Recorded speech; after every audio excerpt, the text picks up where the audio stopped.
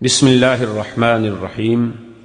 منہج corporation Jeddah برائے production و ڈسٹریبیوشن آپ حضرات کی خدمت میں قصص الانبیاء کا مبارک سلسلہ پیش کرنے کی سعادت حاصل کر رہا ہے۔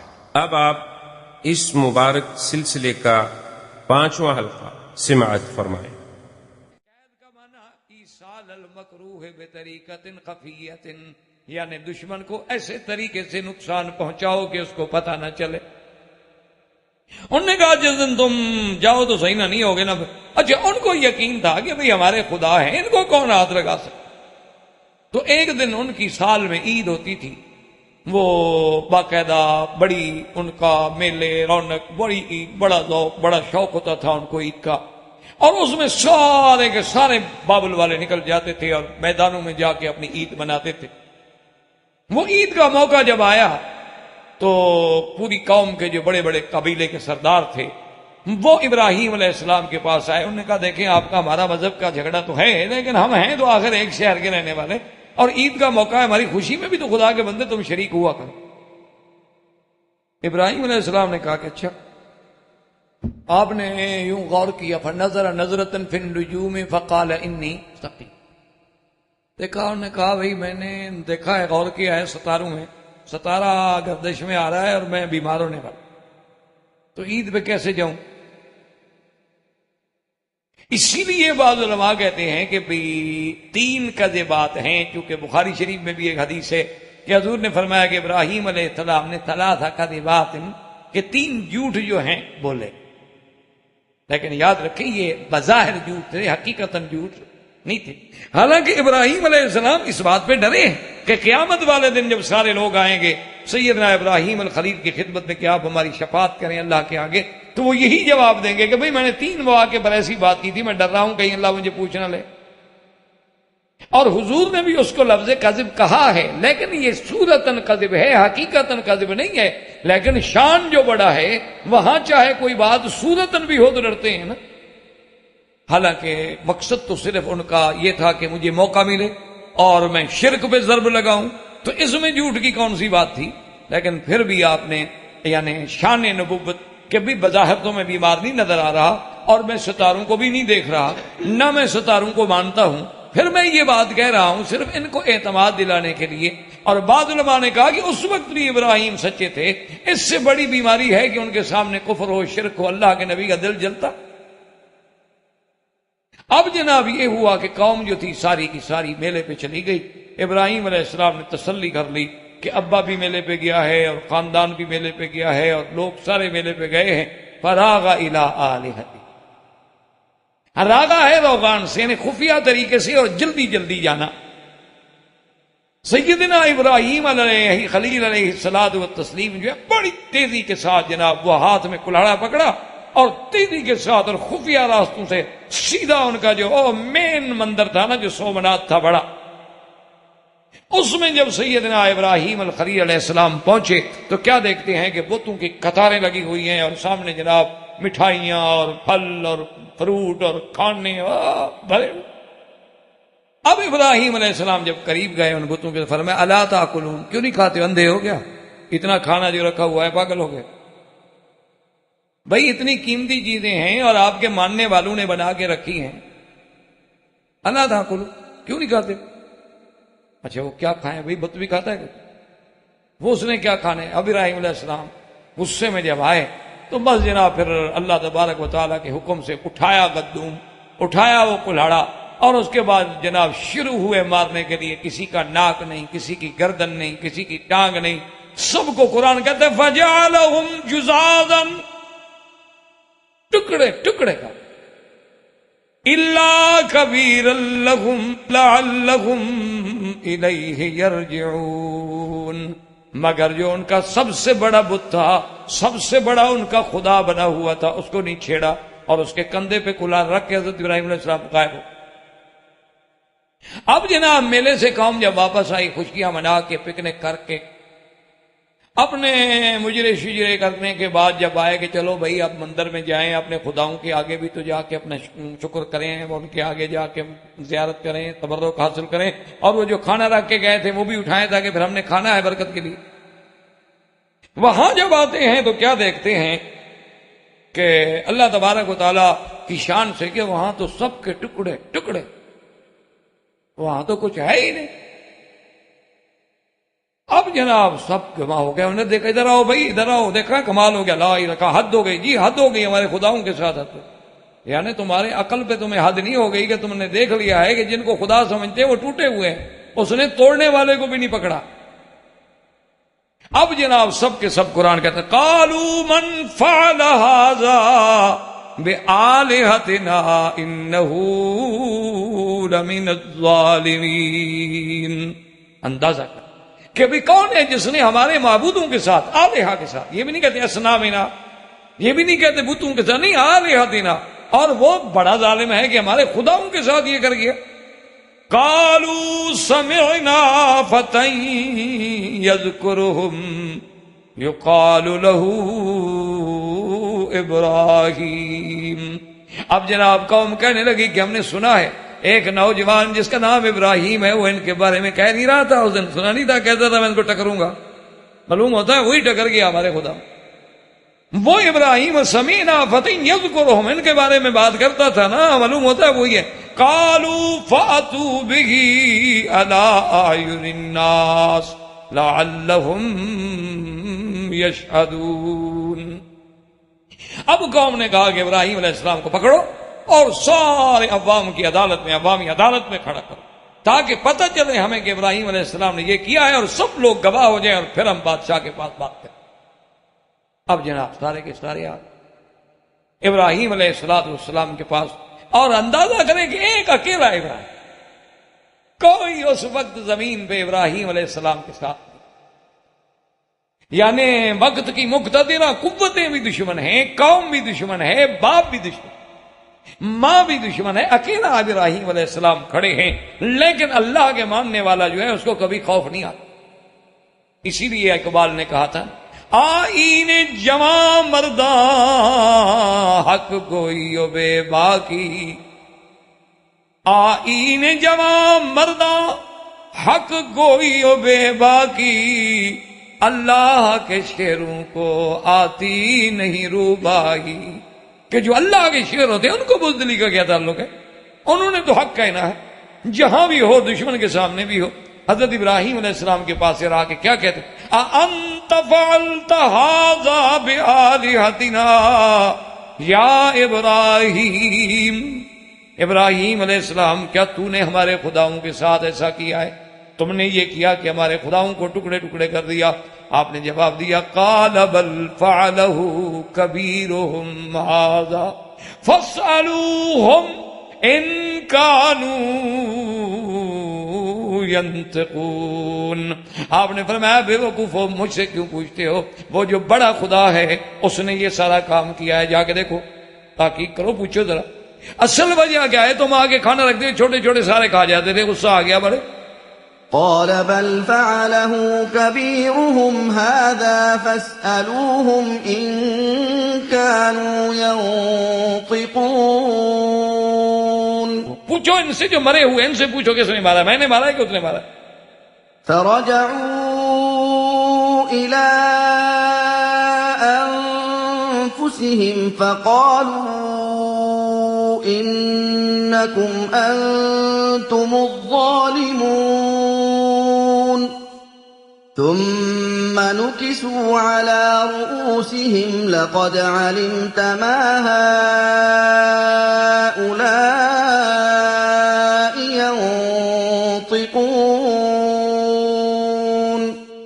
اب جناب سوچ بھائی، بات تو ٹھیک ہے، ہم جب اندر گئے نا تو وہی بڑا بت تو کھڑا ہے نا، اس کو تو کوئی چوٹ نہیں لگی، اور پھر وہ جو کلہاڑا ہے جس سے توڑا گیا وہ بھی اسی کے کندھے پہ تھا۔ بات کچھ لگتی ہے ابراہیم علیہ السلام کی، معلوم ہوتا ہے کہ اسی کو غصہ آ گیا، چڑھائی کر دی۔ پھر آپس میں جناب سر نیچے کر کے بیٹھ گئے کہ اب کیا کریں۔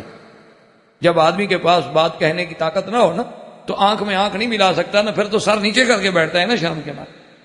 تو سر نیچے کر کے بیٹھ گئے، اور اس کے بعد کہنے لگے لَقَدْ عَلِمْتَ مَا هَؤُلَاءِ يَنْطِقُونَ۔ کہنے لگے ابراہیم علیہ السلام قوال کی بات کرتے، بھئی کچھ تو مہربانی کرو، کچھ تو تم سوچو، یہ بلا بولتے ہیں، یہ تو بت ہیں پتھر کے بنے ہوئے، ہم نے ان کو اپنے ہاتھ سے بنایا، یہ بولنے والے تھوڑے ہیں، ہم تو ان کو دھوپ میں کھڑا کر دیں سائے میں نہیں جا سکتے، سائے میں کھڑا کر دیں دھوپ میں نہیں جا سکتے، ہاں تو یہ تو نہیں بولتے۔ تو حضرت ابراہیم علیہ السلام کے اور حضرت ابراہیم نے یہ بات اسی لیے تو کی، اسی لیے تو ابراہیم علیہ السلام نے کیا تھا کہ قوم کو اس ٹارگٹ پہ لے آئے جہاں نشانہ لگانا، جہاں ضرب لگانی ہے۔ اب جب انہوں نے اعتراف کیا تو اس سے فرمایا اُفِّل لَكُمْ وَلِمَا تَعْبُدُونَ مِن دُونِ اللَّهِ أَفَلَا تَعْقِلُونَ، اس سے میں آگے فرمایا ہے تم پر اور تمہارے ان آلہہ پر بھی جن کو تم خدا کے بعد عبادت کرتے ہو، اللہ کو چھوڑ کے جن کو تم نے معبود بنایا ہے، کیا تمہارے پاس عقل ختم ہو گئی؟ بالکل تم دیوالیہ ہو گئے، تم یتیم ہو عقل سے، تم پاگل ہو گئے ہو سارے کہ جو اتنا نہیں بتا سکتے کہ جی ہمیں کس نے مارا ہے، جو اتنا بھی نہ بتا سکتے، جو اپنے بارے میں یہ بھی خبر نہ دے سکے جی مجھے کس نے مارا ہے، تو وہ خدا کیسے بن گیا، الہ کیسے بن گیا، تمہارا سفارشی کیسے بن گیا؟ اب ان کے پاس تو جواب کوئی نہیں تھا، قوم بھی محاورے میں ہار گئی، اور اس کے بعد جناب انہوں نے مشورہ کیا کہ اب حل کوئی نہیں ہے، اب ایک حل ہے کہ بھئی ہماری اتنی برادری ہے، قوم ہے، طاقت ہے، بادشاہ ہے، تو پھر حل یہی ہے کہ ابراہیم علیہ السلام کو جلا دیا جائے اور قتل کر دیا جائے، لیکن اگر ہم خود قتل کریں گے تو پھر تو بات بڑھ جائے گی، اس لیے بہتر ہے کہ ان کا معاملہ جو ہے وہ ہم بادشاہ وقت کے پاس لے جائیں، اور بادشاہ بھی تو ہمارے مذہب پہ ہے، وہ بھی تو بت پرست ہے، تو لہذا اس سے فیصلہ کرا کر فیصلہ کیا جائے، لیکن فیصلہ بہرحال ان سے یہی کرایا جائے کہ بھی سیدنا ابراہیم علیہ السلام کو جلایا۔ قالوا حرقوه وانصروا آلهتكم، اب ساری قوم جمع ہو کے مشورہ کیا کرتی ہے کہ بھی ابراہیم علیہ السلام کو جلا دو آگ میں اور اپنے خداؤں کی مدد کرو۔ بھئی خدا لوگوں کی مدد کرتا ہے، تم خداؤں کی مدد کرو، یعنی آپ اندازہ فرمائیں کہ جب اللہ تبارک و تعالی عقل چھین لیتا ہے تو لوگوں کا عقیدہ یہ بن جاتا ہے کہ تم خدا کی مدد کرو۔ کہنے لگے ٹھیک۔ اب انہوں نے جناب روایات میں ہے، ایک روایت میں تو یہ ہے کہ بھئی قوم نے فیصلہ کیا، اور ایک روایت میں یہ ہے کہ نہیں قوم نہیں بلکہ اس وقت جو بادشاہ تھا بابل میں وہ نمرود۔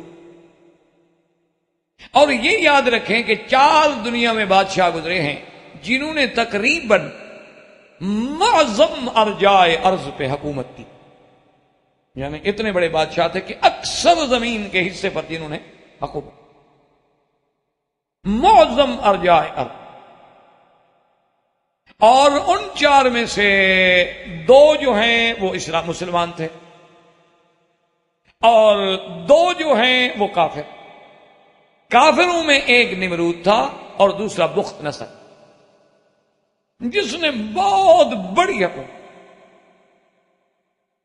اور اسی طرح اللہ تبارک و تعالی نے حضرت سلیمان علیہ السلام اور سرکار دو عالم کو بھی پورے عالم پر اتنی بڑے حصہ زمین پر اقتدار عطا فرمایا ہے۔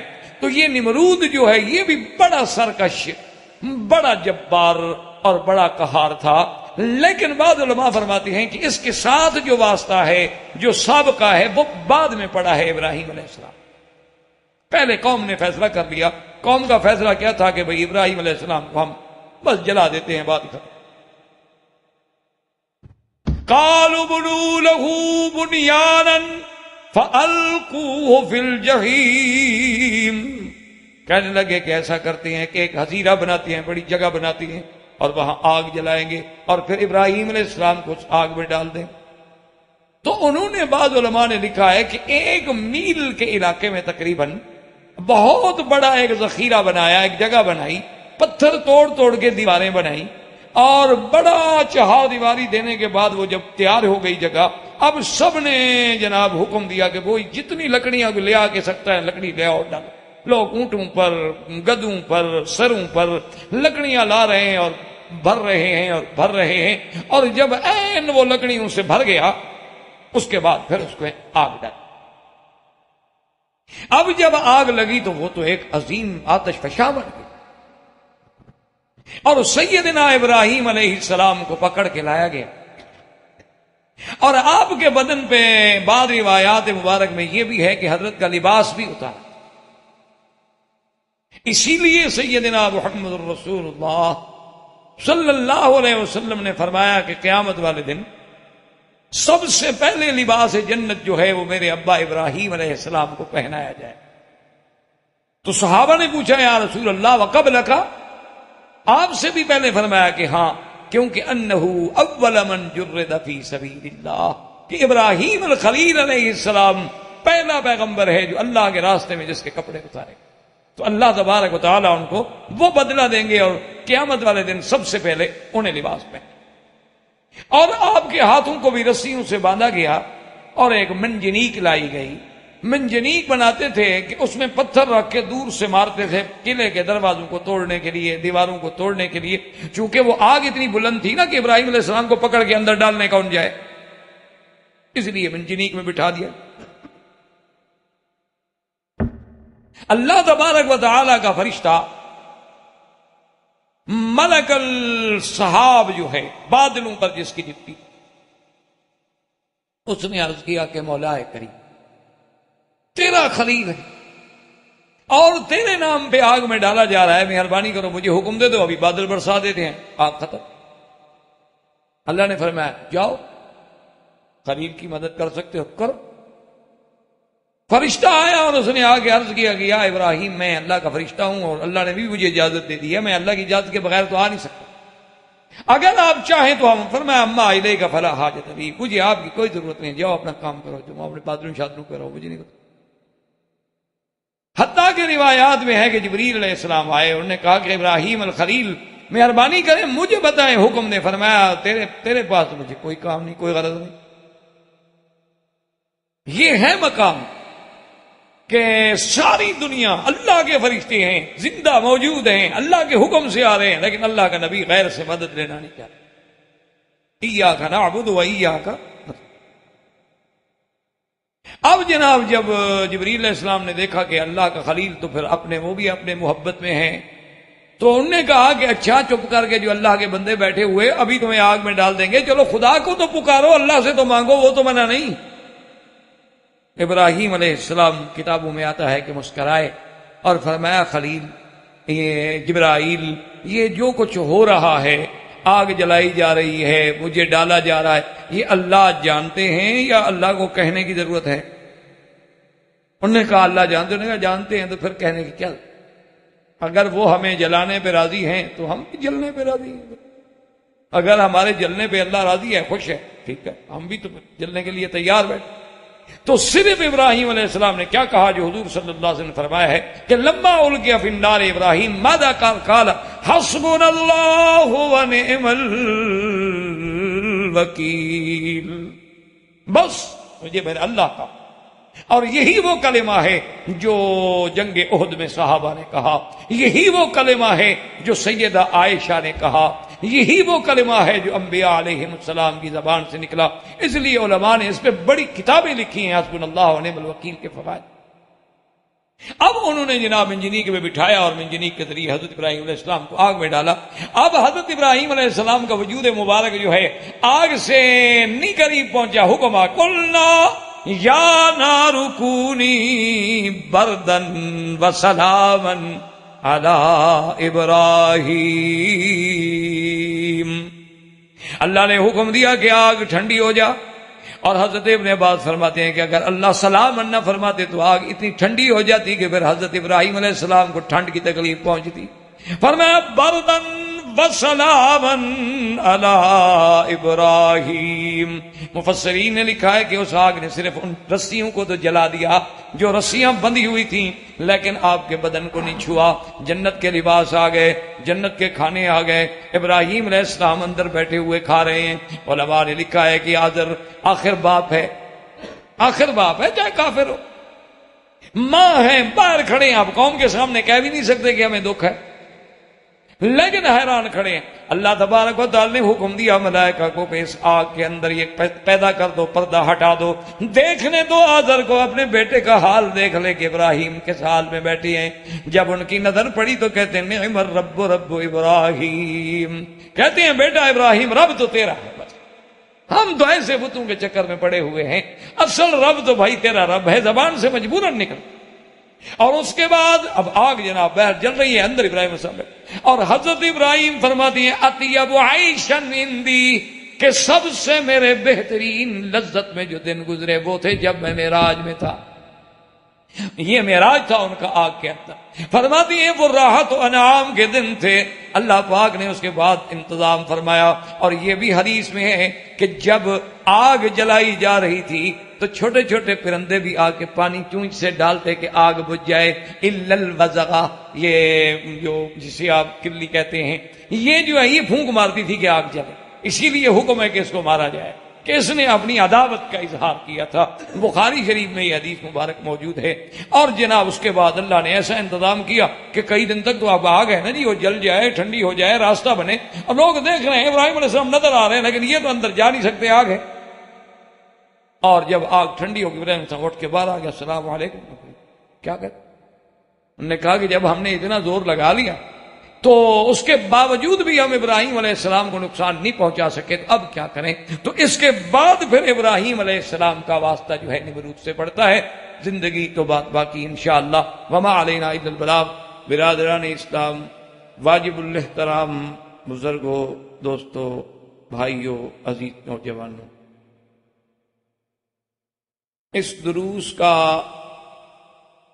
قصص القرآن یا قصص الانبیاء علیہم الصلاۃ کا سلسلہ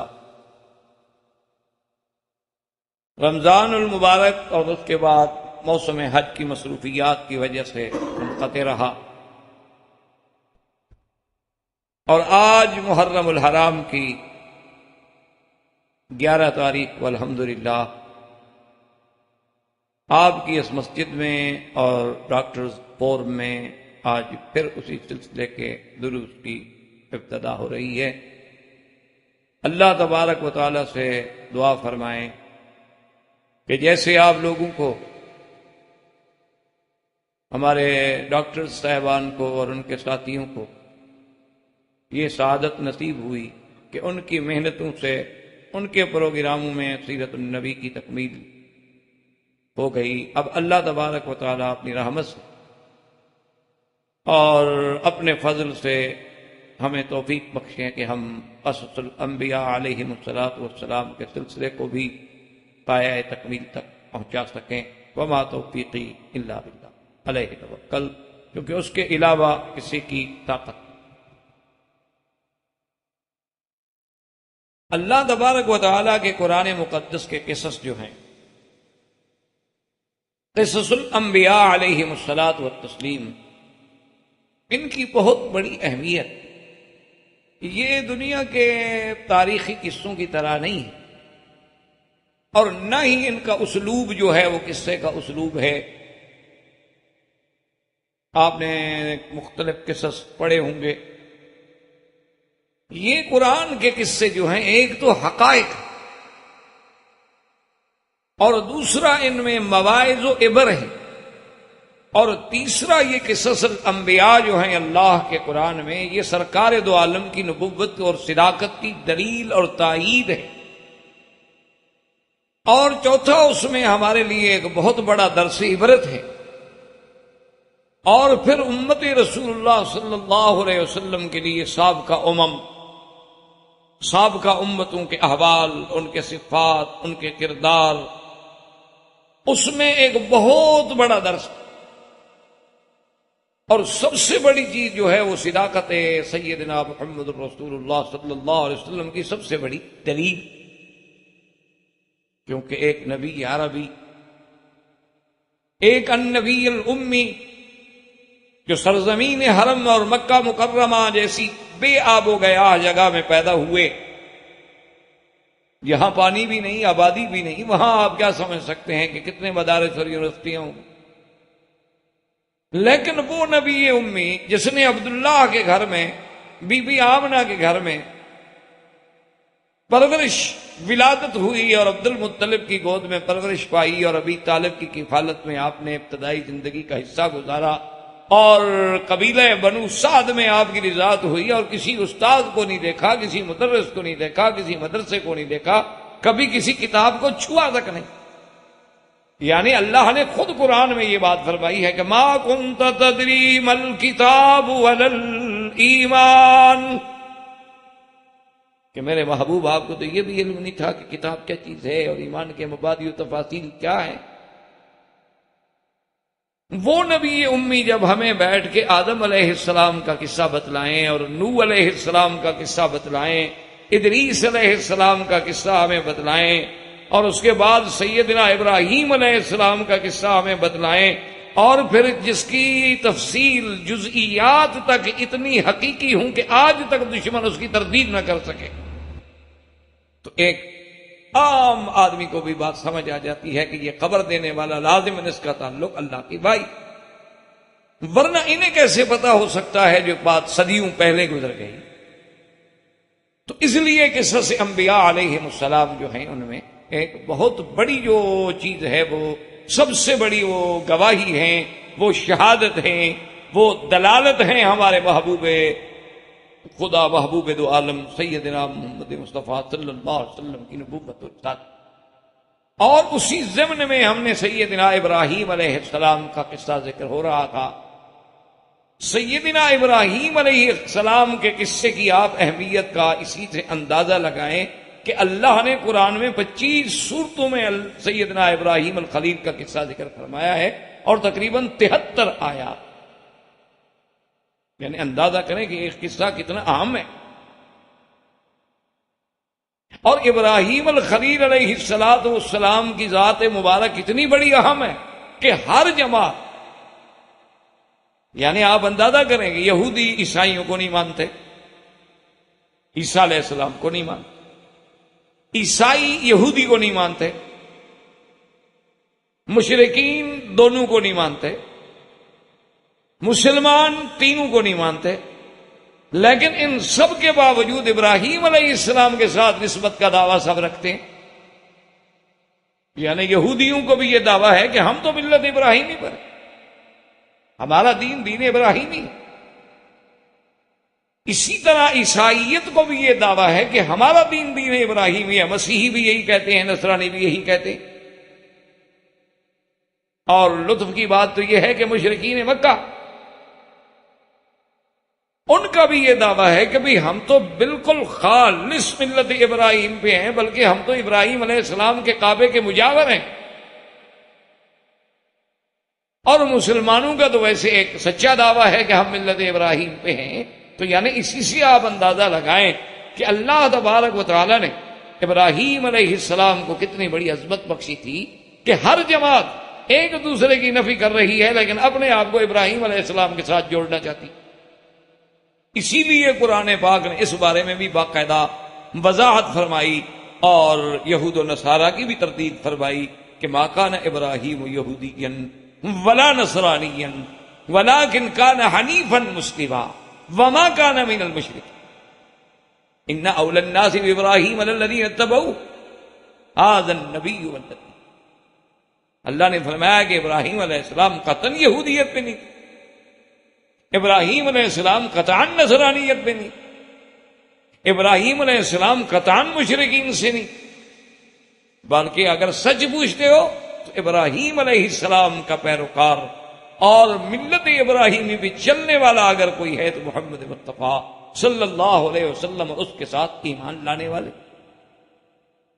لیکن اسی سے آپ اندازہ لگائیں مقام ابراہیم الخلیل علیہ السلام کا کہ ہر جماعت، ہر آدمی، ہر ملت اپنے آپ کو اسی ملت سے جوڑ رہی۔ تو اس لیے بھی حضرت ابراہیم علیہ السلام کی عظمت اور ابراہیم علیہ السلام کے واقعے کی اہمیت جو ہے وہ اور بڑھ جائے۔ اور اسی طرح آپ اندازہ فرمائیں کہ اللہ تبارک و تعالی نے جس گھر کو، جس کعبہ کو قبلہ بنا دیا، مرجع خلائق بنا دیا، اور ساری کائنات کا مسلمان وہ مشرق میں ہے، مغرب میں ہے، شمال میں ہے، جنوب میں ہے، فضا میں ہے، وہ بر میں ہے، باہر میں ہے، کسی بھی جگہ ہے، لیکن اپنے نماز کی توجہ کدھر کرے گا؟ قبلے کی طرف۔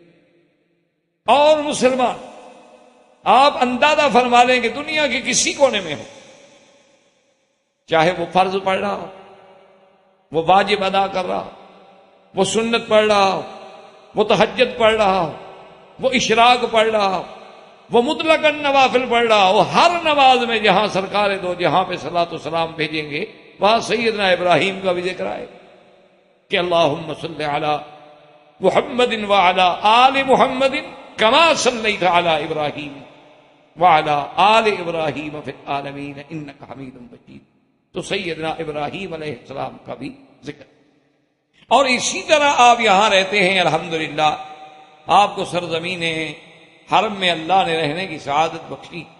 آپ جانتے ہیں کہ حج جو ہے وہ عظیم فریضہ. آپ یہ بھی جانتے ہیں کہ حج جو ہے وہ وحدت اسلامیہ کا ایک عظیم مظہر کہ ساری کائنات سے لوگ کھنچے ہوئے آ رہے ہیں ایک مقام. یہ کیا تھا؟ یہ مساوات اسلام تھی، یہ وحدت اسلامیہ تھی، یہ اجتماعیت اسلامیہ تھی. اور یہ پورے عالم کے لیے اسلام کا درس تھا کہ دیکھ لو ہمارے پاس کوئی گورے کالے کا مسئلہ نہیں، ہمارے پاس کوئی ہندی سندھی تورانی ایرانی نہیں، ہمارے پاس کوئی حسب نسب عربی اجمی نہیں، بلکہ ہم سب ایک احرام میں لبیک کہتے ہوئے ایک کعبے میں اور ایک مقام عرفات پہ کھڑے اور ایک ہی امام کے پیچھے ہم نمازیں ادا کر رہے ہیں. اس سے بڑا روح پرور منظر آج تک دنیا کے مذاہب نہیں پیش کر سکتے کہ 20 لاکھ آدمی ایک امام کے پیچھے کھڑا ہو اور اس کے ایک کاشن پہ کھڑا ہوتا ہے، رکوع کرتا ہے، سجود کرتا ہے، نماز کی ابتدا کرتا ہے اور نماز سے نکل جاتا ہے. اتنا بڑا ڈسپلن، اتنی بڑی تنظیم، اتنی بڑی وحدت، اتنی بڑی انسانیت، اتنی بڑی مساوات تو عالم کا کوئی بڑے سے بڑا مائی کا لال بھی پیش نہیں کرتا.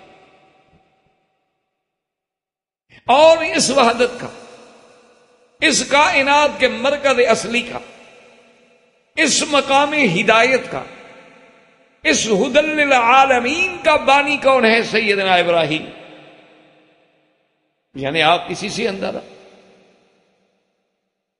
اور بلکہ اسی پہ انتہا نہیں، سرکار دو عالم تاجدار حرم سیدنا محمد رسول اللہ صلی اللہ علیہ وسلم نے فرمایا کہ جب مجھے معراج کی رات میں نے 7ویں آسمان پہ ایک گھر دیکھا اور اس کے ساتھ میں نے ایک ایسا خوبصورت آدمی بیٹھا ہوا دیکھا جس کی سفید داڑھی تھی اور داڑھی مبارک نے سینے تک بھری ہوئی تھی، اور آپ نے فرمایا کہ اس کی شکل کا یوں اندازہ لگا لو کہ میرے ساتھ ملتی تھی.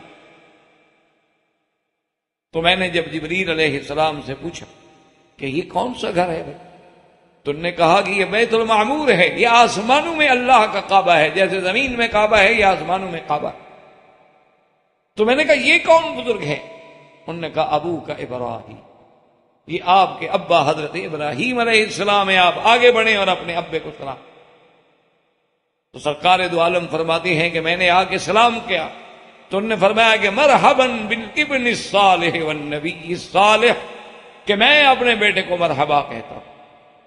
اور اس وقت بھی وہ کعبۃ اللہ سے ٹیک لگا کے بیٹھے ہیں، تو جس پر محدثین و مفسرین نے فرمایا کہ اللہ نے جیسے زمین پر اپنے کعبے کا معمار ابراہیم خلیل کو بنایا ہے، اسی طرح آسمان کے کعبے کے ساتھ بھی ابراہیم الخلیل کو بٹھایا. تو یہ ساری سعادت جو ہے، یہ عظمت جو ہے، وہ سیدنا ابراہیم الخلیل علیہ السلام کو. اسی لیے کبھی کبھی میں اپنے دروس میں، تقریروں میں، اپنے مختلف ملکوں کے محاضرات میں بھی کہا کرتا ہوں کہ یہ میرے اللہ کی بے نیازی ہے اور اس کی شان ہے. تو نوازنے پہ آئے تو نواز لے زمانہ، تو جو کریم ٹھہرا تیرے کرم کا کیا ٹھکانہ، کہ جب آپ نے اس سرزمین کو عظمت دینی تھی تو یہاں خلیل اللہ کا ڈیرا لگوا دیا، اور اگر آپ نے مدینہ منورہ کو عظمتوں سے ہم کنار کرنا تھا تو وہاں حبیب اللہ کو بٹھا دیا. ساری عظمت یا خلیل اللہ کے گھرانے کو آئی یا حبیب اللہ کے گھرانے کو آئی. اور ان دونوں کا تعلق پھر کس سے ہے کہ حبیب اللہ جو ہیں وہ بھی تو اولاد خلیل اللہ علیہ الصلوۃ والتسلیم.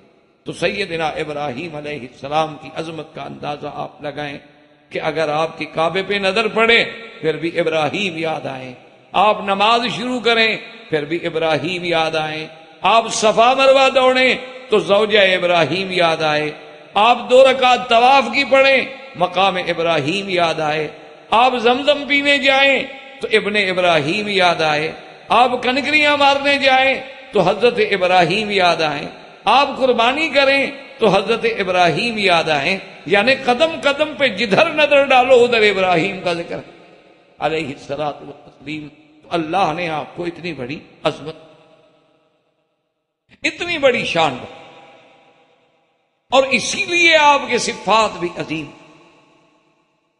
اللہ نے آپ کو ایسا کریم بنایا اور ایسی شان بخشی کہ آدم علیہ السلام جیسے ابو البشر کہ تمام کائنات کی ابتدا حضرت آدم سے، حضرت آدم علیہ السلام کے بعد جیسے ان کو لقب ملا ابو البشر کا، اسی طرح آپ دیکھیں کہ میرے محبوب مدنی صلی اللہ علیہ وسلم کو لقب ملا خاتم الانبیاء اور امام الانبیاء کا، تو سیدنا ابراہیم علیہ السلام کو لقب ملا ابو الانبیاء، یعنی ابراہیم الخلیل اتنے بڑے عظمت والے ہیں کہ اللہ نے آپ کی ذریت میں، آپ کی نسل میں، آپ کے خاندان میں نبوت رکھی، کہ پھر اس کے بعد ابراہیم علیہ السلام کے آنے کے بعد جتنے نبی آئے ہیں سب اولاد ابراہیم، پھر کسی اور سے نبی نہیں آئے۔ یعنی آپ دیکھ لیں کہ سیدنا ابراہیم کی اولاد میں حضرت اسحاق، حضرت اسماعیل، حضرت اسحاق بھی نبی ہیں، اور حضرت اسحاق کی اولاد میں حضرت یعقوب بھی نبی ہے، حضرت یعقوب کی اولاد میں یوسف بھی نبی ہے، پھر جتنے نبی ہیں سب ذریت ابراہیم، اور حضرت اسماعیل حضرت ابراہیم کی اولاد ہیں، اور حضرت اسماعیل کی اولاد میں خاتم الانبیاء محمد الرسول اللہ صلی اللہ علیہ وعلا آلہ واصحابہ وسلم تسلیما کثیرا کثیرا، یعنی اندازہ فرمائیں کہ یہ عظمت جو ہے وہ بھی سیدنا ابراہیم الخلیل علیہ السلام۔ اور اسی طرح صحابہ نے رضوان اللہ علیہم اجمعین نے جب سرکار دو عالم صلی اللہ علیہ وسلم سے پوچھا کہ یا رسول اللہ صلی اللہ علیہ وسلم، یہ حج میں ہم قربانی کرتے ہیں یا اپنے اپنے ملکوں میں ہم عید اضحیٰ کے موقع پر اضحیہ کرتے ہیں، قربانی کرتے ہیں، یہ قربانی کیا چیز ہے آخر؟ یہ جانور کو ذبح کرنے کی کیا ضرورت ہے آخر؟ اس کی وجہ کیا ہے؟ تو سیدنا حبیبنا وقائدنا محمد المصطفیٰ صلی اللہ علیہ وسلم نے کیا جواب عطا فرمایا؟ فرمایا سنت ابیکم ابراہیم، یہ آپ کے ابا، ہم سب کے ابا ابراہیم علیہ السلام کی سنت ہے، یہ انہی کا طریقہ ہے جس کو اللہ نے قیامت تک کے لیے زندہ رکھ دیا ہے۔ تو یہ شرف بھی ملا ہے تو سیدنا ابراہیم علیہ السلام۔ اور اسی طرح آپ دیکھیں گے کہ میرے آقا حضور پاک صلی اللہ علیہ وسلم نے اپنے بیٹے کا نام بھی اپنے دادے کے نام پہ ابراہیم رکھا، کہ بی بی ماریا قبطیہ سے جو اولاد ہوئی اس بچے کا نام بھی سیدنا ابراہیم رکھا گیا۔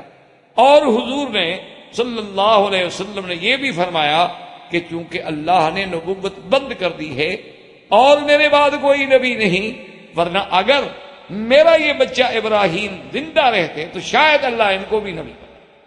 یعنی حضرت ابراہیم علیہ السلام کی عظمت کا اندازہ اسی سے آ۔ اور اس کے بعد آپ کے کرم کا یہ عالم تھا، آپ کی صفت کرم کا یہ عالم تھا کہ باقاعدہ کتابوں میں اور روایات میں یہ بات موجود ہے کہ ابراہیم علیہ السلام کبھی اکیلا کھانا نہیں، یعنی ان کی یہ عادت تھی کہ جب تک گھر میں کوئی مہمان نہ آ جائے، کوئی دوست نہ آ جائے، کھانا نہیں کھانا۔ یعنی اگر اتفاق سے کبھی مہمان نہیں آتا تھا تو آپ فرماتے بھی روزہ رکھ لیتے، آج مہمان تو ہے کوئی نہیں، تو لہذا اکیلا کھانے کے بجائے بہتر ہے کہ ہم روزے سے رہ جائیں، پھر افطار پانی سے فرما لیتے کہ بھی مہمان تو ہے کوئی نہیں۔ تو اس لیے آپ کے کرم کا یہ عالم اور سخاوت کا یہ عالم۔ اسی ضمن میں ایک واقعہ آتا ہے جو کتابوں میں موجود ہے کہ ایک دن آپ کے بیوی نے آپ سے عرض کیا کہ حضرت مہمانوں کے لیے تو آپ اتنا قربانی فرماتے ہیں، لیکن اتفاق کی بات یہ ہے کہ گھر میں کچھ نہیں، گھر میں کوئی چیز نہیں ہے، تو آپ مہربانی فرما کے کچھ نہ کچھ گھر کے لیے لے آئیں۔ تو آپ نے سواری لی اور بوریاں اٹھائیں اور بوریاں اٹھا کے چل پڑے، اور وہ دور تھا کافر بادشاہ کا۔ اب کافر بادشاہ نے ابراہیم علیہ السلام کو کیا آٹا دینا تھا یا گندم دینی تھی، تو حضرت ابراہیم علیہ السلام کھا لیا، وہاں گئے، انہوں نے انکار کر دیا کہ جی ہم سب کو بیچیں گے لیکن آپ کو نہیں بیچیں۔ تو سیدنا ابراہیم علیہ السلام نے سوچا دل میں کہ اگر میں یہ خالی بوریاں لے کے گھر گیا تو لازمی بات ہے کہ میری بیوی پر بڑا اثر ہوگا۔ تو انہوں نے راستے میں ایک کتیب احمر، کتابوں میں آتا ہے کہ ایک سرخ ریت کا ٹیلا تھا، وہاں آپ نے اپنی اونٹنی بٹھائی اور اس بوریوں میں ریت بھر دی، ریت بھر کے اور باقاعدہ بوریاں اس پہ رکھ کے اور جناب اس کو صاف کر کے لے آئے اور ایک جگہ اتار کے رکھ دی۔ بیوی نے دیکھا ماشاءاللہ خوش ہو گئی کہ 2 بوریاں آٹے کی، ماشاءاللہ آپ ابراہیم علیہ السلام اتنا بڑا آٹا لے کے آ گیا کہ 2 بوریاں بھری ہوئی ہیں۔ تو ابراہیم علیہ السلام نے فرمایا کہ اچھا میں تو سونے جا رہا ہوں، میں سوتا ہوں، آپ جا کے سو گئے۔ جب نیند سے اٹھے تو دیکھا کہ بیوی کھانا پکا کے روٹیاں لگا کے گرم گرم تیار کر کے بیٹھی ہوئی ہے۔ تو آپ نے فرمایا میں نہیں نہا تھا، یہ روٹیاں کہاں سے آ گئی؟ انہوں نے کہا باجی تبھی انت یا ابراہیم، ابراہیم جو تم لائے ہو اسی آٹے سے تو بنائی ہے۔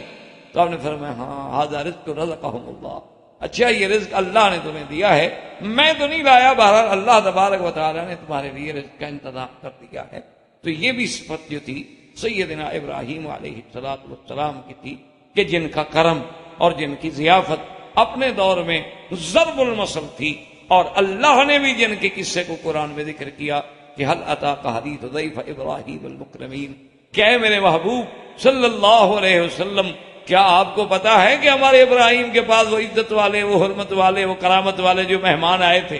تو پھر ابراہیم علیہ السلام نے کیسی مہمانی کی کہ مہمان آئے تو فوراً جناب بغیر کسی بتائے ہوئے بڑا خفیہ طریقے سے مہمانوں سے سلام بات کی، اور فوراً جا کے بچڑا ذبح کیا اور بھونا اور بیوی کو ساتھ لیا اور برتنوں میں رکھا، اٹھا کے فقربہ الیہم، آ کے آگے رکھ دیا کہ جناب آئیے کھائیں۔ اب اللہ کے فرشتے حیران بیٹھے ہوئے کیا کھائیں ہیں، فرشتے تو کھانے سے پاک ہیں۔ ابراہیم علیہ السلام کے دل میں خوف ہو گیا کہ گھر میں آنے کے بعد اگر آدمی کھانا نہ کھائے تو وہ تو دشمن ہے، ورنہ یہ تو ہو نہیں سکتا کہ دوست ہو اور کھانا نہ کھائے۔ تو آپ جب خائف ہونے لگے تو انہوں نے کہا کہ لا تخف، ابراہیم علیہ السلام ڈرو نہیں، اب تو اللہ کے فرشتے ہیں، فرشتے تو کھایا نہیں کرتے، ہم کیا۔ تو ابراہیم علیہ السلام کی یہ عظمت کہ یہ مہمانوں سے پوچھنے کی آپ نے حاجت ہی نہیں سمجھی کہ جی آپ کھانا کھائیں گے، ہم کھانے کا اہتمام کریں۔ اسی لیے علماء نے یہ سنت ابراہیم نکالا ہے کہ گھر میں آنے والے سے آپ کبھی نہ پوچھیں کہ آپ نے کھانا ہے، آپ نے پینا ہے، آپ کیا پسند فرمائیں گے، آپ جو اللہ نے دیا ہے چپ کر کے وہاں حاضر پیش کر دیں، وہ تناول فرما دے الحمدللہ، اور تناول نہ فرمائے رکھ لیں، بچے کھا لیں گے، اللہ تبارک و تعالیٰ اس نعمت کے کھانے والے کو بھی بھیج دیں گے۔ تو یہ آداب سنت ابراہیم کے خلاف ہیں کہ پہلے آدمی پوچھے، اور شریف آدمی پھر بات بھی کرتے ہوئے استحیاء کرتا ہے کہ دیکھو ایک تو میں رات کو لیٹ آیا ہوں، اب ان کو میں کہوں مثلا کہ میں نے کھانا بھی نہیں کھایا تو آدمی کو کچھ تو لحاظ ہوتا ہے۔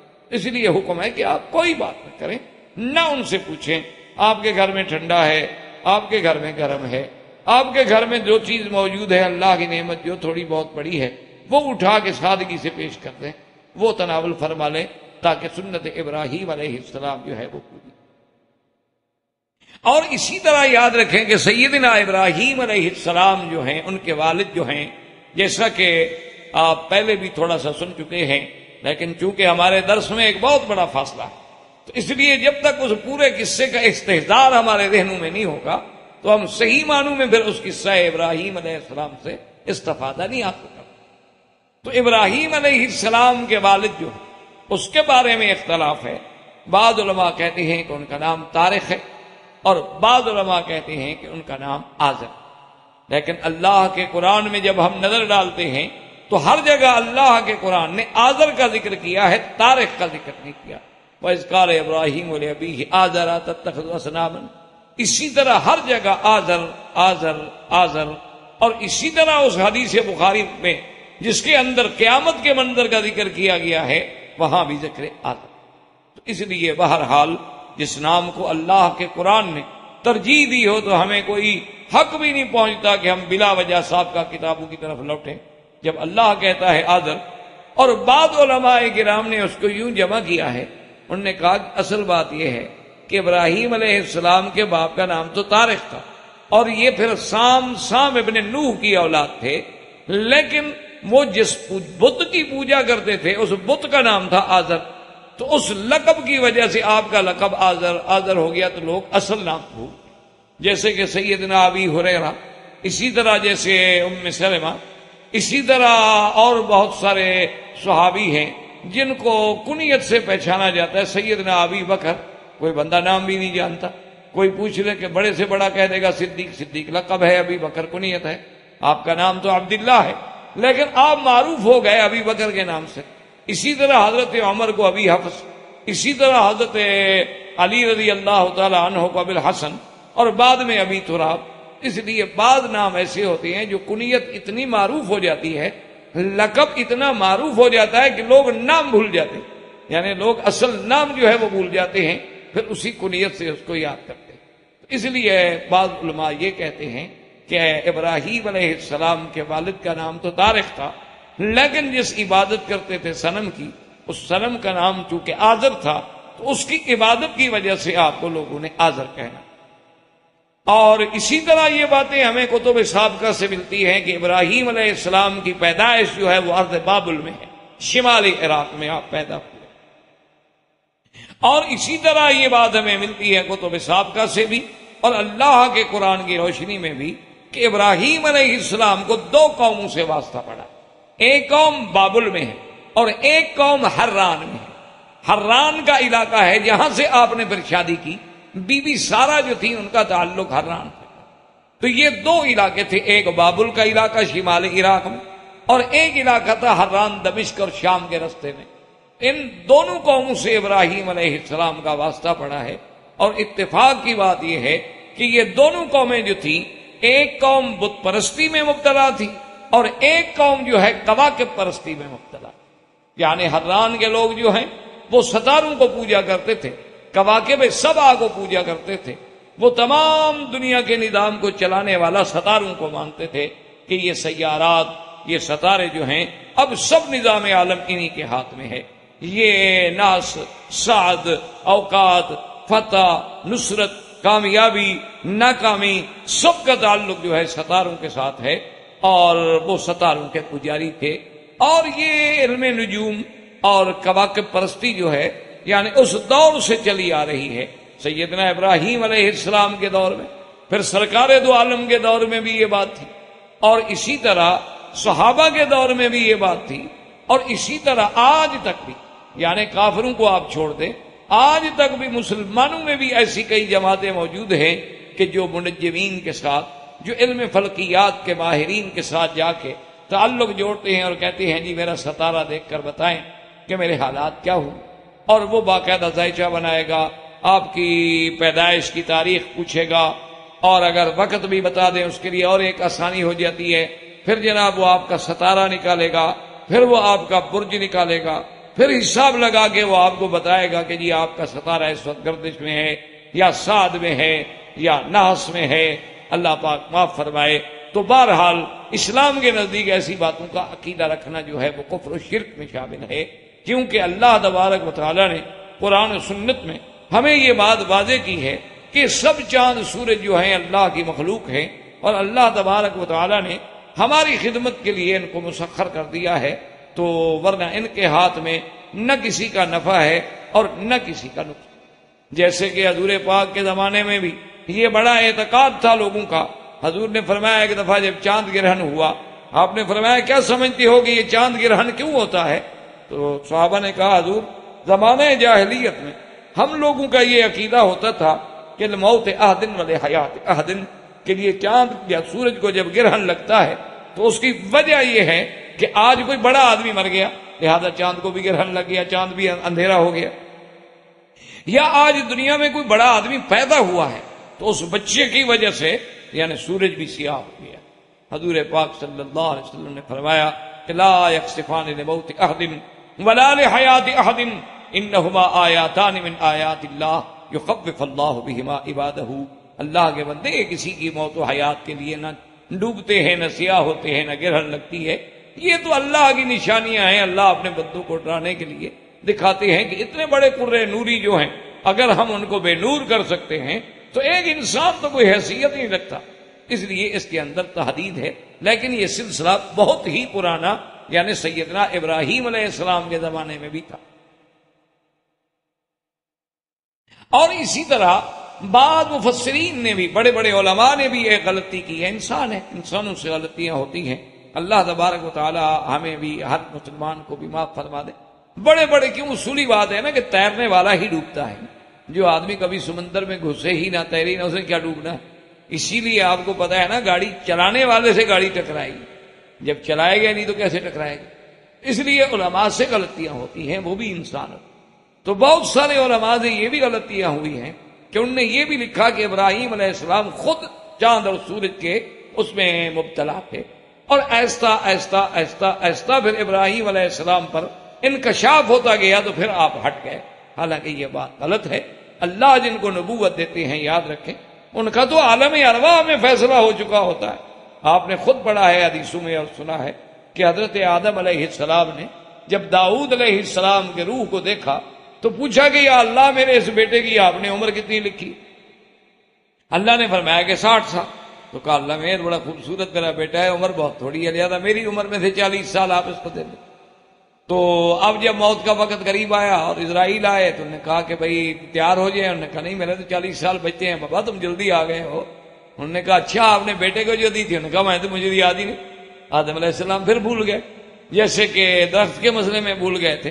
تو بہرحال میرے کہنے کا مقصد یہ ہے کہ نبوت کے فیصلے تو عالم ارواح میں ہو جاتے. یہ تھوڑے ہوتے ہیں کہ وہ دنیا میں آنے کے بعد ان کو پہلے ہم نرسری میں داخل کرتے ہیں، پھر پرائمری میں داخل کرتے ہیں، پھر ہم اس کو مڈل پہ، پھر او لیول، پھر اے لیول، پھر ہم یونیورسٹی میں لے جائیں گے، پھر نبی بنے گا. یہ تھوڑا ہوتا ہے. وہ تو اللہ تبارک و تعالیٰ ان کے پہلے فیصلے فرما چکے ہیں. اسی لیے سرکار دو جہاں نے فرمایا کہ وَإِنِّي عِندَ اللَّهِ لَخَاتَمُ النَّبِيِّينَ وَآدَمُ مُنْجَدْلٌ فِي طِينَتِهِ، کہ ابھی آدم کا مٹی اور پانی ملا ہوا تھا اور مجھے اللہ نے اس وقت نبی بنا دیا تھا اور خاتم الانبیاء بنا دیا. اس لیے ہمیشہ یہ بات جو ہے، اور قرآن ابراہیم کے بارے میں تو خود کہتا ہے کہ وَلَقَدْ آتَيْنَا إِبْرَاهِيمَ رُشْدَهُ مِنْ قَبْلُ وَكُنَّا بِهِ عَالِمِينَ، کہ ہم نے ابراہیم کو پہلے سے ہدایت کے دی تھی، پہلے سے ہم نے ان کو رشد عطا فرما دیا تھا. یہ نہیں تھا کہ آدم علیہ السلام، ابراہیم علیہ السلام آہستہ آہستہ آئیں. تو یہ ایک دھوکہ ہے. اصل وہ دھوکہ کیوں لگا ہے کہ ابراہیم علیہ السلام کا ایک مناظرانہ رنگ ہے. ہر آدمی کا ایک مناظرانہ رنگ کا ایک انداز ہوتا ہے. جیسے کہ ایک دفعہ ایک بہت بڑا شیعہ کا مناظر تھا، اس کا مناظرہ ہو رہا تھا ایک اہل سنت والجماعت عالم کے ساتھ، اور مناظرہ اس بات پہ ہو رہا تھا کہ بھئی حضرت سیدنا ابی بکر الصدیق رضی اللہ تعالی عنہ نے حضور صلی اللہ علیہ وسلم کی وراثت جو تھی، اس میں ایک بہت بڑا علاقہ تھا جس کا نام فدق تھا، خیبر کے علاقے میں. اور وہ فدق جو تھا تو لازمی بات ہے کہ میراث تھا حضور کا، اور بی بی فاطمہ الزہرا کو سیدنا ابی بکر الصدیق رضی اللہ تعالی عنہ نے آپ کا میراث جو تھا فدق وہ نہ دیا. اور بی بی صاحبہ نے آ کر درخواست دی، بی بی صاحبہ نے طلب کیا، لیکن حضرت صدیق انکار کر گئے. فغضبت فاطمہ، اور بی بی فاطمہ جو ہے وہ ناراض ہو. تو اسی سے وہ شیعہ پھر بڑی زور لگاتے ہیں کہ دیکھو جی، ایک تو اللہ کے نبی کا میراث نہ دینا، حضور کی بیٹی کو محروم کر دینا، میراث کا غصب کر لینا، پھر بی بی فاطمہ کو ناراض کر دینا، اور جس پہ بی بی فاطمہ ناراض ہو جائے اللہ کا نبی ناراض ہو گئے. اللہ کا نبی ناراض ہو تو خدا ناراض ہو گیا، تو پھر ابو بکر کی خلافت کیسے بچی؟ یعنی پھر وہ اس کو اپنا ایک رنگ لیتے ہیں نا، سغرا کبرا تو پھر خود بناتے ہیں نا، پھر بات تو خود بنانی ہوتی ہے نا. تو وہ جب مناظر تھے عالم اہل سنت کے، وہ جب مناظرہ کر رہے تو اسی پہ شیعہ بڑا زور دے رہا تھا. تو انہوں نے بڑے پیار سے پوچھا کہ اچھا میرے بھائی، کمال ہے، سیدہ فاطمہ الزہرا نے درخواست دی اور باقاعدہ معروض پیش کیا اور ابو بکر نے انکار کر دی. انہوں نے کہا ہاں جناب، یہی تو کتابوں میں لکھا ہوا ہے نا کہ فطلبت فاطمہ، بی بی فاطمہ نے مانگا، بی بی فاطمہ نے درخواست دی. تو اسی پہ انہوں نے بڑا زور دیا. اچھا یہ تمہاری کتابوں میں بھی ہے؟ ہاں جی ہماری کتابوں میں ہے، سنی کی کتابوں میں بھی ہے. اچھا بھائی کون سی کتاب؟ جب اس پہ وہ بالکل پکا ہو گیا تو وہ تو خوش ہو گیا شیعہ مناظر کے بھی، اہل سنت کا مناظر تو بالکل خود ہار رہا ہے، وہ تو خود مجھ سے وہی بات کہلوا رہا ہے جو میں کہنا چاہتا ہوں. جب بالکل پکا ہو گیا تو انہوں نے فرمایا کہ حضرت ذرا ایک بات کا جواب دے دیں کہ بی بی فاطمہ الزہرا ابو بکر سے کیوں مانگنے آئی تھی فدق؟ اگر ابو بکر خلیفہ نہیں تھا تو درخواست دینے کا کیا مطلب؟ درخواست تو کورٹ میں دی جاتی ہے نا، جس کے پاس کوئی اقتدار ہو. تو ابھی بھی فاطمہ نے خلیفہ مانا تو درخواست دیا، تو کہو درخواست دی نہیں۔ اگر آپ کہتے ہیں کہ درخواست دی ہے تو پھر خلیفہ مانا ہے، جب خلیفہ مان لیا تو آگے فیصلہ کریں گے نا کہ خلیفے کا فیصلہ درست تھا یا غلط تھا، یہ فیصلہ الگ ہے۔ پہلے یہ بات تو مانو نا کہ بی بی صاحبہ نے درخواست دی تو خلیفہ سمجھ کے دی یا سمجھ کے نہیں۔ اب شیعہ کو پتا لگا کہ یہ تو الٹا مجھے پھنسا رہا تھا، مولوی صاحب میں تو خوش ہو رہا تھا کہ میری بات کر رہا، وہ تو میں تو الجھا ہے پاؤں یار کا خود زلف دراز میں، وہ تو خود پھنس گیا تھا، اب نہ آگے نکل سکے نہ پیچھے، کیسے کہہ کے درخواست نہیں دی؟ بھی دی ہے تو وہ خلیفہ ہیں۔ انہوں نے کہا یار تمہارے ملک کے پرائم منسٹر، تمہارے ملک کے صدر جو ہیں وہ چاہیں تو کسی کو جگیریں دے دیں، چاہیں تو کسی کو پلاٹ الاٹ کر دیں، چاہیں تو کسی کی جائیدادیں ضبط کر لیں، نبی کے خلیفہ کو یار 4 کھجوریں روکنے کا حق بھی نہیں تھا، عقل کی بات کرو۔ بہرحال درخواست تو دی تھی نا اس نے، تو اس لیے اصل بات قرآن یہ کہتا ہے کہ ابراہیم علیہ السلام نے بھی اپنی قوم سے ایک اسی انداز میں مناظرہ کیا کہ وہ سورج کے پجاری تھے۔ فَلَمَّا جَنَّ عَلَيْهِ اللَّيْلُ رَأَىٰ كَوْكَبًا قَالَ هَٰذَا رَبِّي فَلَمَّا أَفَلَ قَالَ لَا أُحِبُّ الْآفِلِينَ، کہ جب رات ہوئی اور تارے نکلے تو ابراہیم علیہ السلام نے اپنے قوم کو ساتھ بٹھایا اور تارے دکھائے، جو سب سے زیادہ چمک والے تارا۔ کہا اچھا یہ رب ہے؟ انہوں نے کہا ہاں جی سبحان اللہ، یہی تو ہے سارا کچھ، اسی کے تو ہاتھ میں ہے سارا کچھ۔ تھوڑی دیر گزر گئی تو جب جناب رات ڈھلتی گئی ڈھلتی گئی ڈھلتی گئی، تارے چھپتے گئے غائب ہوتے گئے۔ جب غائب ہونے کا خدا کدھر گیا؟ خدا ڈوب گیا؟ انہوں نے کہا جی ہاں ڈوب تو جاتا ہے۔ انہوں نے کہا یار ڈوب جاتا ہے تو خدا کیسے ہو سکتا ہے؟ کیونکہ ہمیں کام پڑے وہ ڈوبا ہوا ہو۔ اچھا خدا ہوا، ہم اب کھڑے رہے نا کہ خدا میں یہاں نکلے تو ہم درخواست پیش کریں، وہ تو خود ڈوب گیا ہے۔ اب قرآن کہتا ہے کہ فَلَمَّا جَنَّ عَلَيْهِ اللَّيْلُ رَأَىٰ كَوْكَبًا قَالَ هَٰذَا رَبِّي فَلَمَّا أَفَلَ قَالَ لَا أُحِبُّ الْآفِلِينَ فَلَمَّا رَأَى الْقَمَرَ بَازِغًا قَالَ هَٰذَا رَبِّي فَلَمَّا أَفَلَ قَالَ لَئِن لَّمْ يَهْدِنِي رَبِّي لَأَكُونَنَّ مِنَ الْقَوْمِ الضَّالِّينَ۔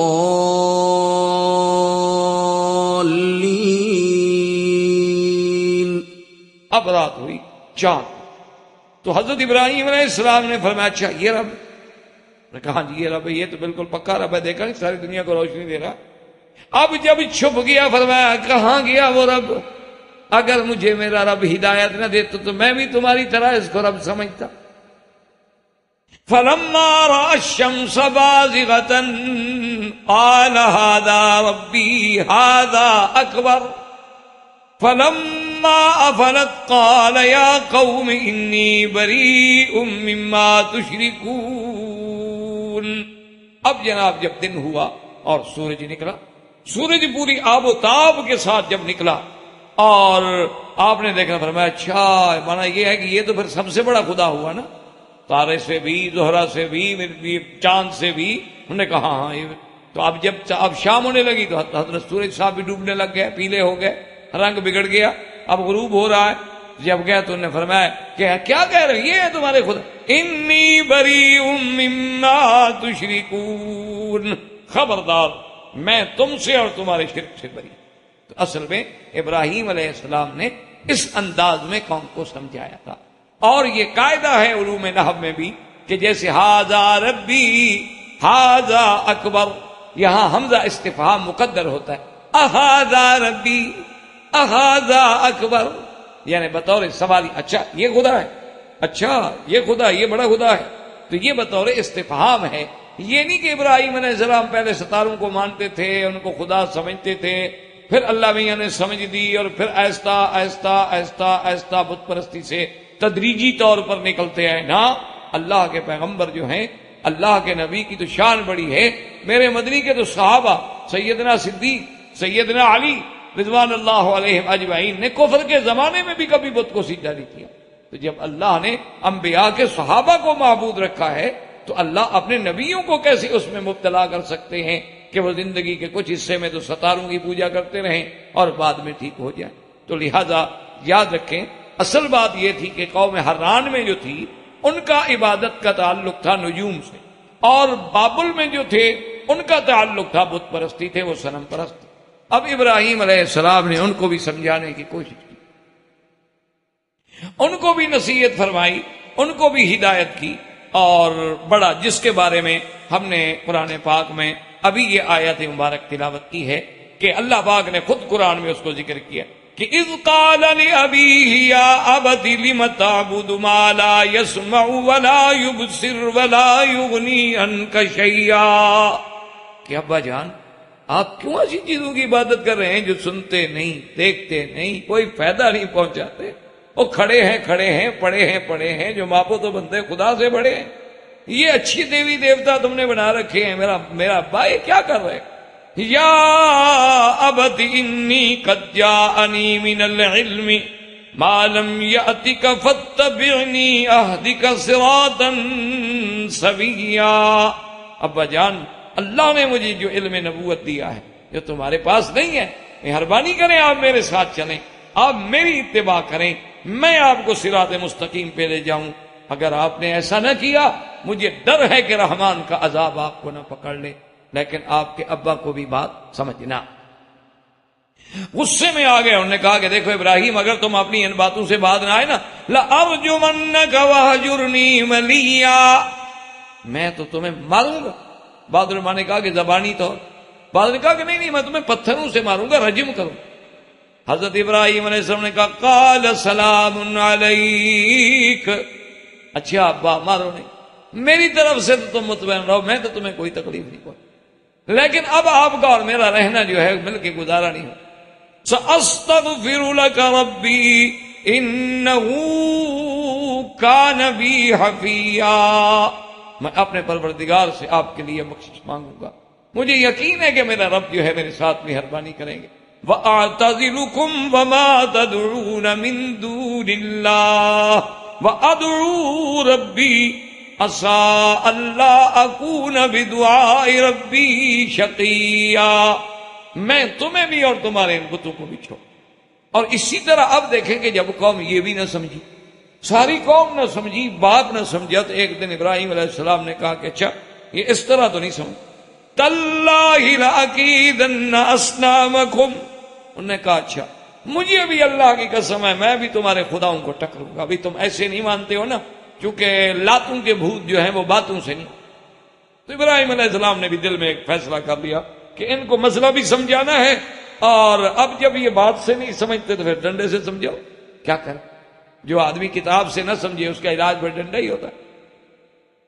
تو حضرت ابراہیم علیہ السلام نے دل میں فیصلہ کر لیا، اور ایک عید ہوتی تھی ان کی، وہ عید مناتے تھے، عید پہ جاتے تھے، باہر نکل کے بڑے میلے شیلے رکھتے تھے.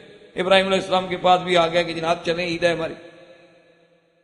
تو آپ نے یوں نظر ڈالی، کیونکہ وہ بت پرست بھی تھے، ان میں سورج پرست اور ستارے پرست بھی تھے.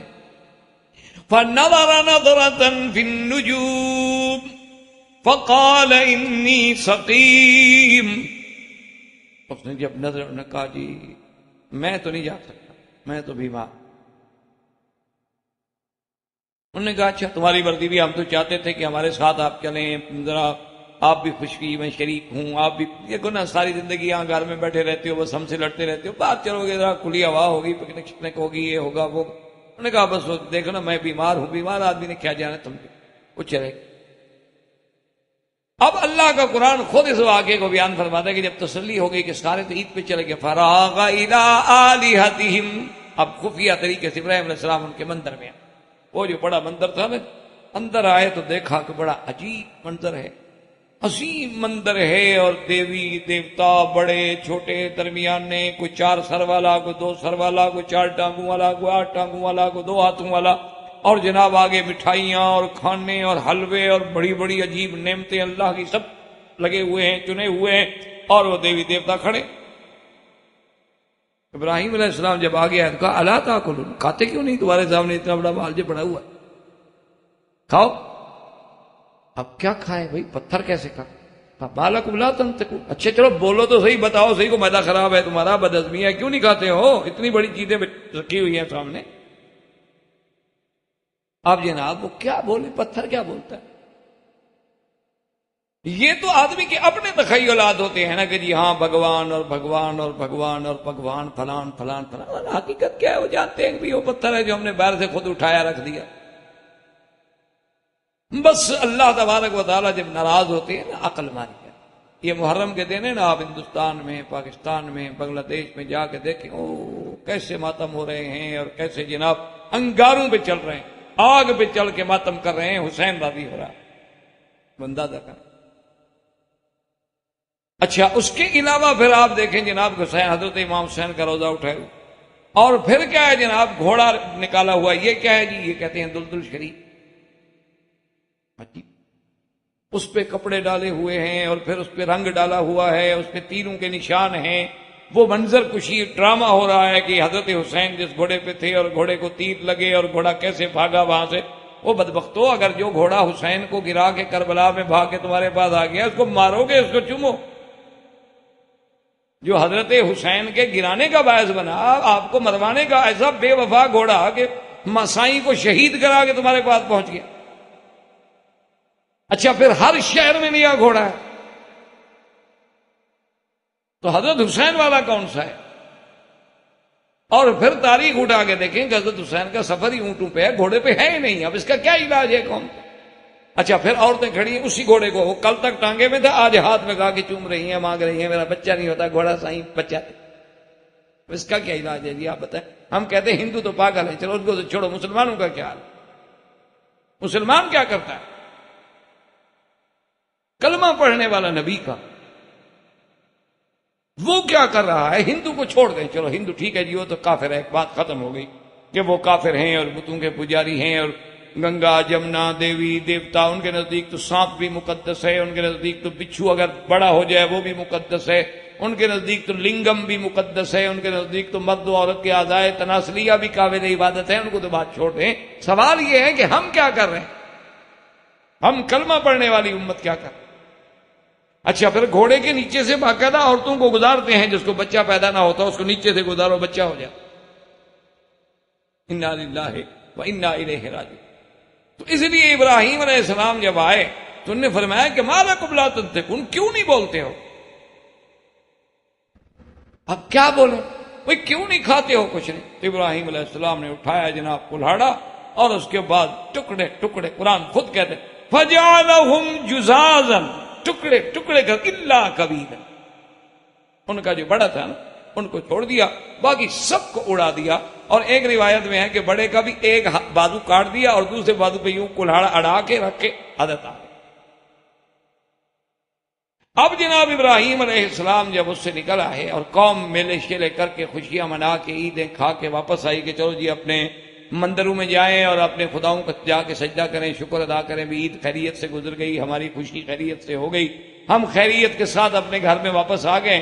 اب جناب جب مندر میں گئے آگے جائیں تو خدا کا تو یہ حال ہے، کسی کی گردن نہیں، کسی کی آنکھ نہیں، کسی کی ٹانگ نہیں، کسی کی دونوں ٹانگیں نہیں ہیں، ٹوٹے ٹوٹے ہوا پڑا ہے. انہوں نے کہا یہ تو غضب ہو گیا. اب جناب بیٹھی ہے مخلوق رو رہی ہے جی خدا ٹوٹ گئے. مخلوق خدا کو رو رہی ہے نا. آپ اس پہ ہنسیں گے لیکن آپ بھی تو اپنے لوگوں سے پوچھیں نا کہ جن کو ہم خود دفن کرتے ہیں پھر ان کو حاجت روا جو ہم مان رہے ہیں، تو ہمارا ان کا کیا فرق ہے آپ کا؟ ہم نے بھی تو خود مزاریں بنائی ہیں نا، ہم نے بھی تو قبروں پہ خود روضے بنائے ہیں، ہم نے بھی تو خود گنبد بنائے ہیں، ہم نے تو ان پہ خود دروازے لگائے ہیں، ہم نے بھی تو خود غلاف ڈالے ہیں. اور ہمیں یہ بھی یقین ہے کہ حضرت وفات ہو گئی، جنازہ ہوا، دفن ہوئے، لیکن ہم کہتے ہیں مشکل کشا ہماری مشکل حل کرو. تو ان میں اور ہم میں فرق کیا ہے؟ صرف فرق اتنا ہے کہ وہ بت تھے، وہ بھی بت نہیں تھے، وہ بھی کسی کی تصویریں تھیں، وہ بھی کسی کی تمثیلیں تھیں. تو خیر جناب جب دیکھا تو انہوں نے کہا کہ ایسا کیسے ہو سکتا ہے، کون کر سکتا ہے؟ قالوا سمعنا فتى يذكرهم يقال له ابراہیم قالوا فأتوا به على أعين الناس لعلهم يشهدون. کہنے لگے معلوم یہ ہوتا ہے کہ وہ نوجوان جس کا نام ابراہیم ہے، یہ اسی کی دہشت گردی ہے۔ آج بھی کوئی خدا کا نام لے تو وہی دہشت گرد ہے۔ داڑھی والا، آپ ایمان سے کیا مجال ہے بغیر داڑھی والے کو کوئی ہاتھ لگا؟ سوٹ پہننے والے کو مجال ہے کوئی ہاتھ لگا؟ وہ جانتے ہیں یہ ہماری طرح عورتیں ہیں، مرد تھوڑے ہیں۔ لیکن جس کی داڑھی دیکھیں گے اسی کو مرد سمجھیں گے۔ ہاں یہ کون ہے، کہاں سے آیا ہے، نام کیا ہے اس کا، پاسپورٹ الٹو پلٹو، اندر باہر سے دیکھو اندر کوئی بلا تو نہیں ہے۔ تو اس لیے اب وہ بھی کہتے ہیں جی وہ نوجوان جو ابراہیم جس کا نام ہے نا، سنا ہے وہی ہمارے خداؤں کی بارے میں کہتا تھا کہ اسی نے سنا ہے، قسم بھی کھائی تھی کہ میں تمہارے خداؤں کو ٹکروں گا۔ معلوم ہوتا ہے کہ اسی کا کام ایسا کرو، اس کو پکڑ کے لے آؤ، سب لوگوں کے سامنے پوچھتے ہیں تاکہ کوئی گواہی بنے، شہادت بنے، اسے بدلہ لیں۔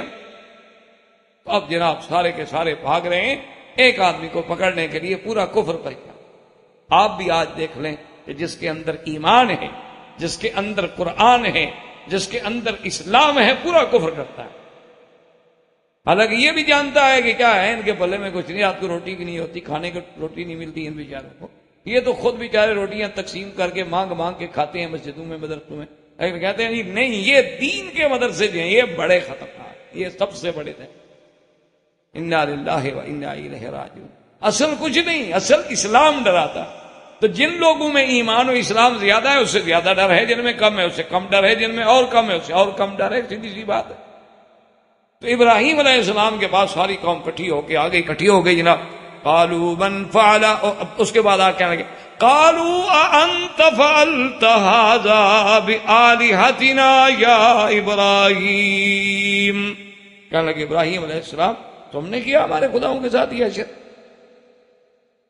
اب دیکھیں یہ ہے ایمان کی ساری دنیا مخالف ہے، باپ مخالف ہے، بیٹا گھر والے مخالف ہیں، ماں مخالف ہے، وقت کا بادشاہ مخالف ہے، اکیلا ابراہیم ہے، جوانی کا عالم ہے، اور بعض کتابوں میں آتا ہے آپ کی عمر بھی 16 سال کی، 16 سال کی صرف عمر، یعنی عین شباب ہے۔ تو بڑے آرام سے کہتے قال بل فعله كبيرهم هذا فاسألوهم ان كانوا ينطقون۔ آپ نے فرمایا ظالمو میں نے، ان کے بڑے نے، ان کا جو بڑا ہے نا اسی نے کیا ہے، میری بات نہیں مانتے، پوچھ لو ان سے جا کے۔ اور جن کو چوٹ لگی ہے وہ اتنے پاگل ہیں، بتاتے نہیں کیسے ڈنڈا مارا ہے ہمیں، جا کے پوچھو، فسالو، پوچھو ان سے۔ فرجعوا الی انفسہم، اب جناب سر نیچے ڈال کے غور کرنے لگے، یار ہم بھی بڑے بے وقوف ہیں، ان سے پوچھ کے ہی آتے، ہم ابراہیم کو پکڑنے تو دوڑ پڑے لیکن اپنے خداؤں سے تو ہم نے واقعی پوچھا ہی نہیں کہ تمہیں مارا کس نے۔ یہ واقعی ہم سے بڑی غلطی ہوئی، ہم نے ظلم کیا یار، پہلے ہمیں مدعی سے تو پوچھنا چاہیے نا، جو زخمی ہے، مجروح ہے، مار کھا کے پڑا ہوا ہے بیچارہ، FIR تو اسی کی طرف سے کاٹی جائے گی نا، اس سے تو ہم پوچھیں گے تمہیں کس نے مارا۔ انہوں نے کہا ہاں یہ بات واقعی ہم نے غلطی کی۔ جب چلنے لگے تو نے کہا بے وقوف پاگل آدمی کدھر جا رہے ہیں؟ انہوں نے کہا پوچھنے جا رہے ہیں کہ تمہیں مارا کس نے؟ کہا پاگلوں بولتے ہیں، پوچھنے جو جا رہے ہیں وہ بولتے ہیں۔ میں کہا ہاں یہ بات بھی ٹھیک ہے، بولتے تو نہیں، یہ بات بھی آپ ٹھیک کہتی ہیں کہ بولتے تو نہیں۔ تو نے کہا اب کیا؟ انہوں نے کہا ہاں دیکھو یہ ساری ابراہیم علیہ السلام کی چلا، ایک تو ہمارے خداؤں کو مار دیا اور پھر ہمیں بے وقوف بنا کے کہتا ہے ان سے پوچھو، بھلا وہ بولتے ہیں؟ وہ تو بولتے ہی نہیں، پوچھیں کیسے ہم؟ دیکھو ہمیں بے وقوف بھی بناتا ہے، ہمارے خداؤں کو بھی مارتا ہے اور ہمیں بے وقوف بھی بناتا ہے۔ اور ابراہیم علیہ السلام نے تو یہ سارا مجمع اسی لیے تو لگایا تھا کہ آج مجھے اللہ کی توحید پیش کرنے کا موقع ملے، اسی لیے تو انہوں نے یہ بات قبول کی تھی کہ کسی طرح یہ ظالم کٹھے تو ہوں، میری بات تو سنیں۔ اب جناب جب سب کٹھے ہو گئے تو انہوں نے کہا کہ ابراہیم علیہ السلام ہم ان سے کیسے پوچھے، یہ تو بولتے نہیں ہیں، چلتے نہیں ہیں، اٹھتے نہیں ہیں، یہ کیسے بتا سکتے؟ سیدنا ابراہیم جلال میں فرمایا اف لکم ولما تعبدون من دون اللہ افلا تعقلون، فرمایا حیف ہے تم پر، اف ہے تم پہ، تف ہے تم پہ اور تمہارے ان خداؤں پہ، وہ ظالموں جو یہ نہیں بتا سکتے کہ مجھے کس نے مارا ہے، تمہارے وہ خدا کیسے بن سکتے، وہ تمہاری آگے سفارشی کیسے بن سکتے ہیں، وہ تمہارے حاجت روا کیسے بن سکتے ہیں؟ تو معلوم ہوتا ہے تم عقل سے فارغ ہو۔ اب ناکام ہو گئے، کیا مقابلہ کریں؟ اس کے بعد بادشاہ کو جا کے شکایت کی، کیا بینا بیٹھ گئی؟ ایسے معاملات میں اللہ والوں کے خلاف پوری کیبنٹ بیٹھی ہے۔ قالوا حرقوه وانصروا آلهتكم ان کنتم فاعلین، کہنے لگے اگر تم کرنا چاہتے ہو تو ایسا کرو، یہ روز روز کا مقابلہ نہیں ہو سکتا، ایک دفعہ ابراہیم علیہ السلام کو آگ لگا کے چکے میں ڈال کے آگ میں ڈال کے جلا ڈالیں تاکہ آئندہ کسی کو جرت نہ ہو کہ ہمارے خداؤں کے خلاف اقدام کر سکے۔ تو مفسرین نے لکھا ہے کہ انہوں نے ایک ارض سلبہ میں خشک بنجر زمین میں 1 میل ضرب 1 میل یعنی 1 مربع میل کے اندر ایک الاؤ روشن کیا، آگ ڈالی، اور عقیدت کا یہ عالم تھا کہ کسی بچہ کسی کا بیمار ہو تو منت مانتی تھی کہ میرا بچہ ٹھیک ہو جائے، میں 2 اونٹ لکڑی دوں گی ابراہیم کو جلانے کے، یعنی اندازہ کریں اس وقت بھی منتوں کا یہ عالم، جاہلوں کا یہ عالم تھا منتیں ماننا۔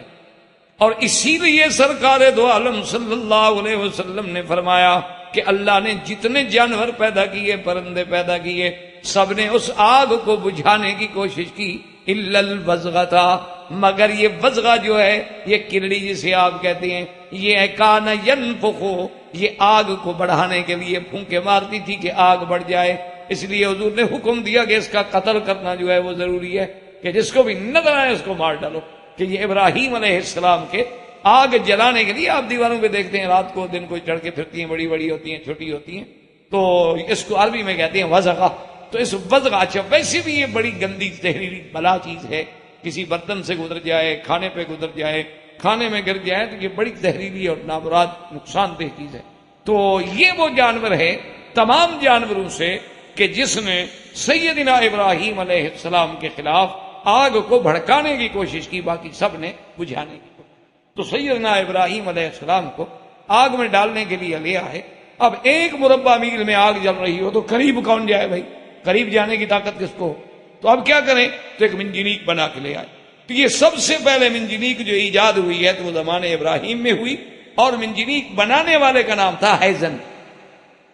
اس نے یہ منجنیق بنائی تھی کہ ابراہیم علیہ السلام کو اس میں بٹھا دیں، اس کو رسی باندھ دیتے ہیں اور رسی کے ساتھ ایسے جھولا جھلائیں گے، اور پھر نیچے والی رسیاں جو کھینچیں گے تو الٹ کے ابراہیم علیہ السلام دور سے آگ میں جا پڑے۔ تو ابراہیم علیہ السلام کو اس منجنیق میں بٹھایا گیا اور آپ کا لباس اتارا گیا، آپ کو بغیر کپڑوں کے۔ اسی لیے سرکار دو جہاں محبوب دو عالم نے فرمایا کہ قیامت والے دن سب سے پہلے اللہ تبارک و تعالی میرے ابا ابراہیم علیہ السلام کو حلہ پہنائیں گے جنت کا۔